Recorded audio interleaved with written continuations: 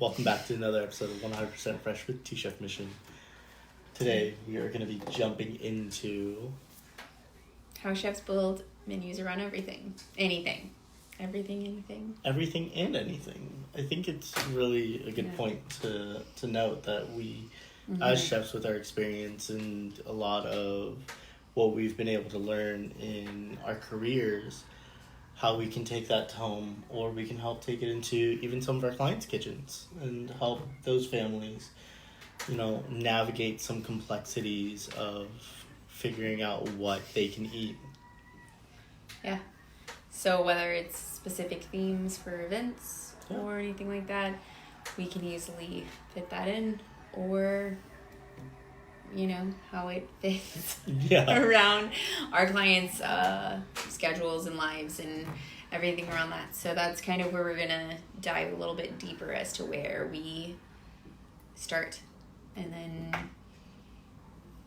where it goes from there. Yeah. And the best place to start, of course, is kind of the heart of the dish, in my opinion, the protein and how we can navigate around using certain ones that either clients may not like or may only be able to have because certain restrictions. Yeah, so like the main part, so the top would be those proteins, your protein types or counts and stuff. So that also could be kind of like your meal counts and stuff like that as well. Right. And then also kind of what the format of it all is too, in the sense of, is it going to be breakfast, lunches, or dinners, or kind of a mix of all, or just two types? Yeah, I think those are really good questions to have. And then that also leads into exactly what you were saying with restrictions, which could be any type of diet specificity, or it could be if there's allergies or things like that. So that's where we start on the top level. Yeah. Because that kind of gives us guidelines of where we go next. Right.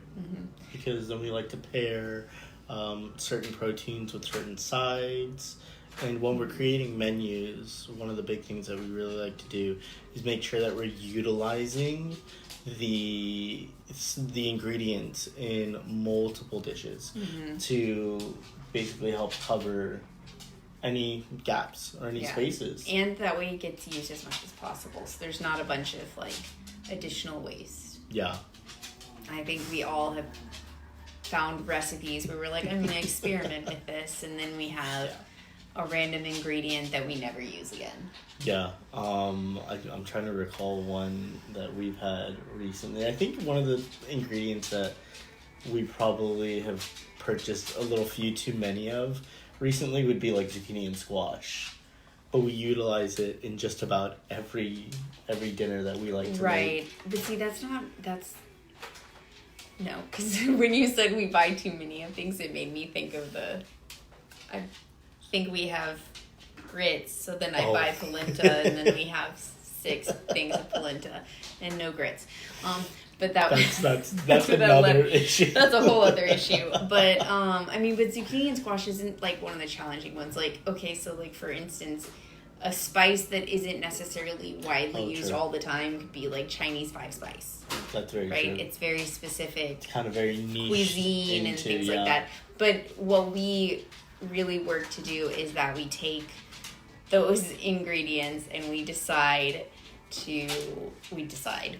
make them fit into other menus or recipes and things like that, so that it gets utilized in its entirety eventually. And so that brings us to our second tier. Once we have those baselines, is we, like you were saying, we take a lot of the ingredients and we'll utilize them throughout the menu, so we have overlapping ingredients. And we also do overlapping proteins, in the sense that in a menu, depending on, let's say that our family is one of our regular families, they have 10 meals. So they have 5 dinners and 5 lunches. So we at most would have like 5 different proteins. We don't do anything more than that. Usually it's less. So we try to keep it between 3 to 5. Right. And those will overlap through the meal. So like if it's chicken breast, it's going to be in a few items or a few menu items. Like it could be on top of a salad, it could be on top of pasta. It might even be a sandwich. And like if we were to do like a roast, we would also try to utilize that in another way, maybe cutting it into stew meat and things like that. Right. So it also works for proteins, not just produce and things like that. Very good points. Mm-hmm.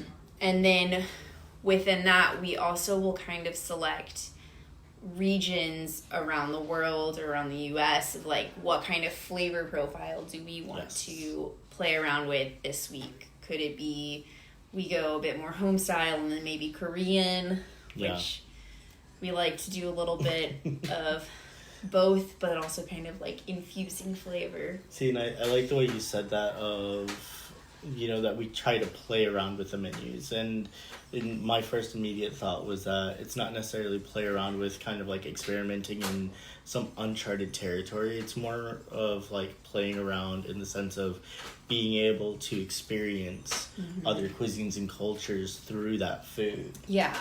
And like, especially for our families that we cook for, we know that like cooking and food and it can get a little bit mundane. Right. So we try to add variety, not just through ingredients, but also through different flavors. Because like you said, we might buy zucchini and squash quite a few times, right? If it's in season or if it just looks good and stuff. Because we also have to go with what produce looks nice at the time. Exactly.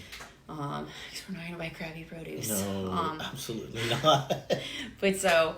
although sometimes it happens, it slips through the crack. But that's where... Well, that's always going to happen, but that's where you also return things and don't use it, and then you just kind of change things on the fly. Right. But, we might have similar ingredients, but because the different flavors and the different theming around it, it shifts the whole profile of it. Yeah, no, it's great. And like, and also like within all of these, the restrictions are going to tie in throughout everything. Right. So that kind of falls in everywhere. Because we, in general, for us specifically, when we are cooking for a family, they either have a decent number of restrictions that they are needing help with. They need their time back. Right. And they also just want really high quality meals. So like that's what separates us from your everyday like meal kit, right? Yeah. We are not a meal kit because we literally customize for every family. Right. And I think that's a great example is that meal kits are generalized to the greater populace to be able to make a larger number of sales, but it's basically copy and paste format for everybody, whereas what we do is so highly customizable and so highly niche down to individual levels. Yeah. And like one of our kind of what leads into like that formatting and counts and things like that is where it's kind of like we leave room for that flexibility where we have plenty of wiggle room for our clients to have they always have their meals on hand. Right. But we don't ever do 7 days of meals. No. I feel like that's, as a personal chef, as somebody in the industry, I feel like that's too many meals to try to plan out and navigate, because then, like you were saying, there's a little bit of wiggle room, there's that flexibility that, let's say we wanted to go out with the kids one night, or we order in food for the kids one night, and by being able to have that flexibility, we don't feel the guilt of having spent money on food that now we're just possibly going to have to throw away. Yeah, but so it leaves space for life to happen. Yes, that's a great way to say it. And so like that and all of that together creates basically parameters of what a specific menu or meal plan is going to look like for each family. Yeah. And that's where, once we have all of that laid out, then we just kind of deep dive into coming up with the ideas of, okay, like, this is going to be one meal, and then throwing out some ingredient selections and stuff. Right. And that's where the creativity comes in. Kind of where we get to shine our own light on it, because we get to really take the process of creating meals to the next level, because then we get to really exercise our culinary brain to go with it. It's the whole idea of, like, it's creating the structure that we build around. So it's guardrails for creativity, but it's not like, don't be creative. Hard stops. It's, of course, there's always room for being creative. I think there's it's funny, it's because it's like a perfect movie quote. I think it came from like Pirates of the Caribbean, where it's like that they look at rules as more of guidelines. Okay, and that's I was wondering. I was like, "Are you gonna get the quote right? Yeah. Are you gonna?" I kind of paraphrased it. You kind of paraphrased it. You didn't go into detail, but that is from Pirates of the Caribbean. Because they're more like guidelines. But it truly is, like, the way we see it is that they might be considered guardrails, but they're more guidelines to be able to navigate. Rules are like, this is the number of meals, these are restrictions to follow. Yes. Right? The guidelines is everything else. Yeah, exactly. So, it makes sense. Yeah. Ultimately. Yeah. And if you enjoyed getting to kind of see a little bit more on how our brains create news around anything, you might want to join us in the next episode where we go into a food problem that a family might be having, or a viewer might be having, or it might just be one that's randomly thrown at us. Who knows? And either way, it's going to be an exciting time. It's going to be exciting because we love a challenge. Because for us, like, getting to have a food problem, for us, it's like a puzzle. Yeah. I was going to say that. It's exactly like a puzzle, because it's like trying to find the right exact piece to make it work for the families or individuals or whoever may be suffering from that problem. Yeah. Yeah. So if you enjoyed this and you want to check out our next video, that is what's coming up. And if you missed our welcome back video, which we kind of explained a bit more of where we're going, check that one out. Yeah. And until next time, keep it 100% fresh.